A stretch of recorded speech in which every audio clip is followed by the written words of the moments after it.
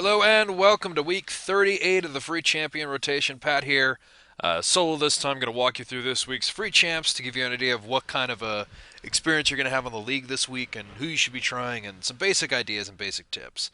So first off, we have Amumu, the Sad Mummy. Now this is an AP tank character.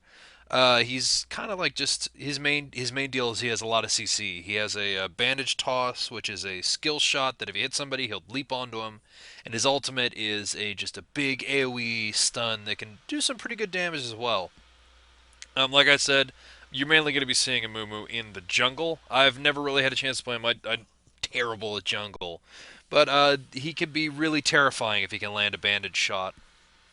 And he has a good jungle clear speed because he has another one of those AoE damage spells. Alright, so next up we got Cho'Gath.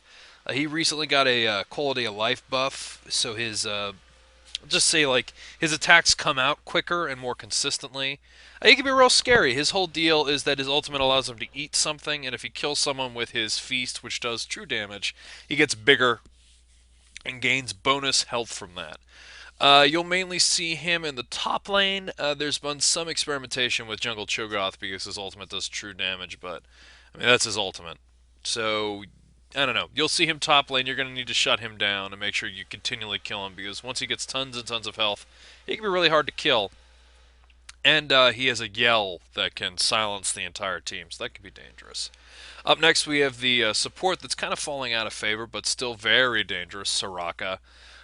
She isn't really all that aggressive. That's why a lot of people make a big deal. So if you're ever watching like commentary and some people are like, "Oh, the crit banana," the reason people go so crazy is that her attack is not all that great. You can play her AP mid because her main damage spells cause silence, and her Q leads to more magic. Ugh. Excuse me, that her Q lowers magic resistance. So if you Q and then silence, you can do a ton of damage. But you're mainly going to see her on bot, on support. She's a heal that buffs armor. She could give her allies more mana, or she could use that same skill to silence.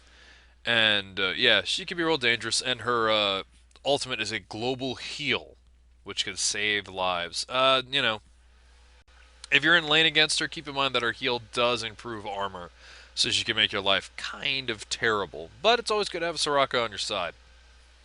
Up next, we have Nasus, pure top lane character. The main deals you're going to have to worry about Nasus is that his Q, kind of like Veigar, anytime he kills somebody with it, it gets bonus damage. So if he continues to feed that throughout the game, he can have a massively powerful move.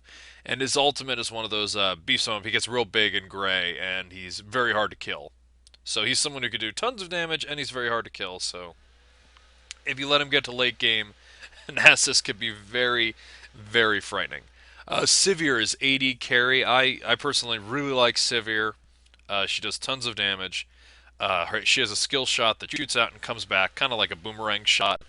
She has a spell shield that gives her, I think. Well, I know that it absorbs the spell, and I think it gives you an attack speed boost if you land it. I know it returns a ton of mana if you successfully block. That's why I like using her against Graves, because Graves is super obvious when he's going to use Buckshot. So you see him coming at you, just pop your E, you can absorb his Q and take 0 damage. Her ultimate is basically like Shurelya's Revelry and an attack speed boost. So she is actually pretty helpful late game. Up next, we have a character that I've been devoting a lot of time to recently, just trying to figure him out. Twitch, he's also an AD carry. He recently got reworked. Some people say that it's a nerf. I have no idea. I didn't play him beforehand. His main thing is that he deals poison and can turn invisible with his Q. The poison is true damage. The more you hit somebody, the more it ticks off. And his whole mechanic is you land poison stacks and then you pop him with his E. His R is actually a pretty cool thing. He does tons of damage and hits multiple targets with his auto attack. So you can actually wreck a whole team or wreck early game. Never hold back when you're using the Twitch ultimate. Speaking of Veigar, I didn't even notice he was on the list. So similar to Nasus, Veigar's whole deal is every time you kill something with his Q, he gains +1 ability power. So you can actually beef up Veigar. If you're really good at landing your Qs, you can beef up Veigar regardless if you're buying items or not. His ultimate deals damage based on, I think, AP? It might be mana, but I'm pretty sure it's AP, so he's a mage killer. Matt is actually a pretty good Veigar, and Veigar has a whole bunch of awesome skins. You should really try him out this week. The only problem is he's super slow, no health. So you get rolled as Veigar really easily. Oh, and he has that giant stun gate. He'll put up a big circle with pillars, and if you walk through the circle area, you'll be stunned. So that can be pretty cool. Next up is Udyr. You'll see him sometimes in the top lane. Most likely you're going to see him in the jungle. He was one of the first really weird champion designs that you had to see that kind of broke out of the standard. He doesn't have an ultimate. What he has are four stances, each one of them giving him a different buff, so either attack speed, um, movement speed, defense, and I don't know. Anyway, each one of his stances has an advantage to it. It uses Bear Stance to get movement speed and stun people. His Phoenix Stance deals AoE fire damage, and every fourth hit does that. So basically, what you want to do for him is you want to reduce his cooldown, and you want to have enough mana to be able to constantly switch between stances. Originally, I thought Tiger Stance was useless, but it seems to be picking up in popularity. I don't know if they buffed it or not, but it seems to be picking up in popularity. Oof! They got a nice mix of champions this week. We got another jungler. Lee Sin, the Blind Monk, never have used him. He is always seen in the jungle, sometimes top lane. He is considered to be a skill champ, so he's difficult to use. A lot of his skills are like a 1-2 punch. You need to land it and then do another part. He's pretty cool. He could follow people with if he lands one of his skills, you see like a bottle above your head. That means he could zoom to you. Super dangerous. He could become really powerful, and I've had really bad luck anytime I've experimented jungling if there's a Lee Sin. And finally, haha, my infamous champ Zyra. She recently received a nerf. I haven't played her since she got the nerf, but I don't think that's really going to have that big of an effect on her. She is just a high damaging mage character. Her whole gimmick is that her W allows her to plant seeds that if people stand on, you gain vision on them. But the main thing is if you land one of your spells, either your Cure E on them, they turn into a turret that either does short range physical damage and slows. Alright, not physical damage. Sorry about that. I don't know why I thought it was physical. It's magic damage all the way, but it's like a tendril. And the other one just spits spikes at people. Her ultimate is super dangerous. It's a giant AoE damage. The damage immediately, and then we'll do a pop-up similar to Alistair's Pulverize on anyone who's still standing in it after about, I think, a second or so. And her passive is after you kill her, she turns into a cannon that does true damage. So, risky. Definitely give her a try. I like her. But I'm mainly an AD carry, so I'm terrible at AP mid unless it's Mordekaiser, who I've just been playing forever. So, I mean, a nice, interesting, you got some good positions here.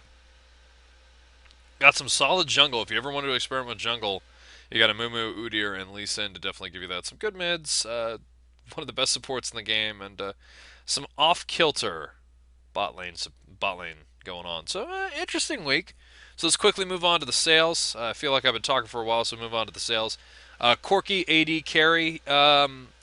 His central gimmick is that he gets, I think, 10% of his total damage as true damage on top of his normal damage, so that could be good for late game scaling. And his ultimate is one of those like not really an ultimates. You shoot missiles that you gain over time. I'm terrible at Corki, but he does have an escape with his W. I don't know. Try him out. Right now he could be replacing Graves as the most popular champ in the professional meta. Sejuani is a jungler through and through. She's got ice spells. I fought her a couple of times.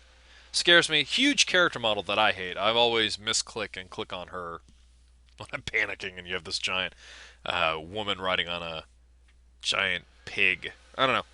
Pretty cool. She seems to be.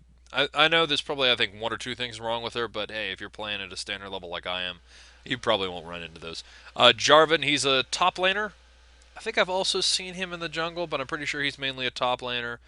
Does a bunch of damage. Has an ultimate that traps people. I've seen one of the top fails is that Jarvan accidentally trapped his own team inside of it, and they got like Ezreal ulted and Zyra ulted and just all murdered. Give him a try if you want to do tons of damage, and make sure not to trap your own people in your ultimate. Alright, so for the skin of the week, let's see who's on. Alright, so we have Nocturne. And by Nocturne, I mean Nautilus. Well, Nocturne is coming up, but that's ugh, something I always seem to forget. Wow, his eyes looks really silly in this. This is the golden kind of robotic skin for Nautilus. A nice different look for him. The anchor is the main thing that I like in this skin. Looks very beefy and stuff. And it looks like it'd be, it's one of Nautilus's two skins, so if you want something different, I would go for that. We also have Warmonger Scion that actually looks pretty rad. I think Scion looks really stupid, so this looks pretty cool. And you got Darksiders out this week, so celebrate some Undead Pride. Get a crazy looking Undead Axe Dude that looks kind of neat. And the cheap skin of the week is Ravager Nocturne, who looks kind of like a yellow Carnage with no legs, if you're a Spider-Man fan. So I don't know. Kind of looks neat. I like his other skins look a lot cooler, but hey, this is the cheap skin of the week. So if you got some leftover RP and you like Nocturne, vary up your skins. All right, so that's the free of the week, the sale of the week. Looks like it's gonna be a nice, fun, varied week. No real dangerous champs other than Nasus if you let them get fed. So hey, have fun, lol.